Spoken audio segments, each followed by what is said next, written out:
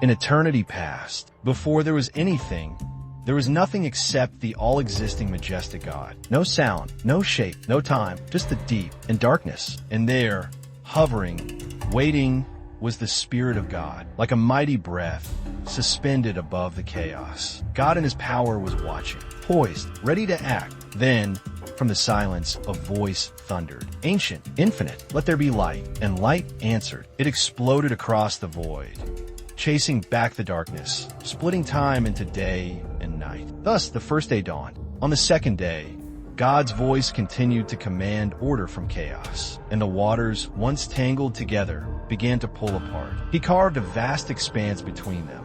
Below, the depths. Above, the vault of heaven. The sky stretched wide, majestic in blue, and space was born. Then the Almighty commanded, and the seas were gathered into their place. Land rose from the deep, solid, vast, and bare. He named them Earth and Sea, and with that, the world began to take form. On the third creation day, the voice of God commanded, "Let the earth sprout vegetation, plants yielding seed, and fruit trees bearing fruit in which is their seed, each according to its kind, on the earth." At this word, the ground stirred. Green shot upward, grasses, vines, trees bearing fruit, seeds scattered across the land, each one with the promise of life. A garden world, lush and alive, under the smile of its maker.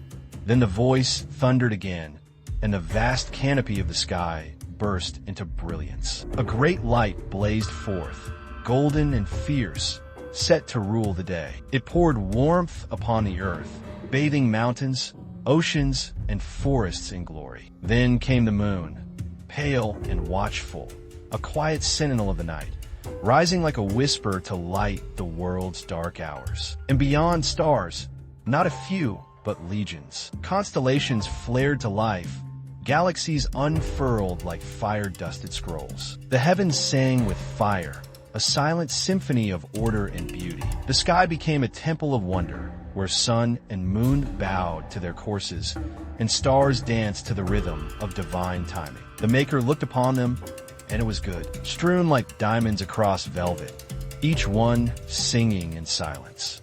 On the fifth creation day, God set out to fill the waters and the heavens with life and beauty. The waters stirred with life. Great creatures leapt from the deep, graceful, monstrous, and strange. Above, the sky filled with wings, falcons, sparrows, eagles in flight. The air danced with movement and song. After 5 days of God's display of power, wisdom, and understanding, the sixth and final creation day dawned. The earth shook again. Out came beasts, mighty and meek, from thunderous elephants to silent serpents. The plains teemed with life of every kind. The wild had come alive. Then, the most wondrous creation of all, the voice spoke again. "Let us make man in our image, and from the dust he formed them, male and female. Not beasts, but bearers of his likeness, crowned with glory, given dominion, not by strength, but by blessing. He led them through his garden world, showing them every tree, every creature, every path. Be fruitful, fill the earth, rule it well." It was not just a world, it was a gift, and they were its stewards, and so it was complete. Light and sky, land and sea, stars and seasons, creatures of fin, feather, and foot, humanity in God's image. And the voice, satisfied, declared, "It is very good." In the beginning, God spoke, and the universe answered. With every word, galaxies were lit, oceans formed, life awakened. The heavens declare his glory. The skies above proclaim the work of his hands. And yet, in all this splendor, he made room for us. He crowned us with dignity, breathed his likeness into dust, and gave us dominion over what he had formed. As the psalmist once wondered, "What is man that you are mindful of him? The Son of Man that you care for him?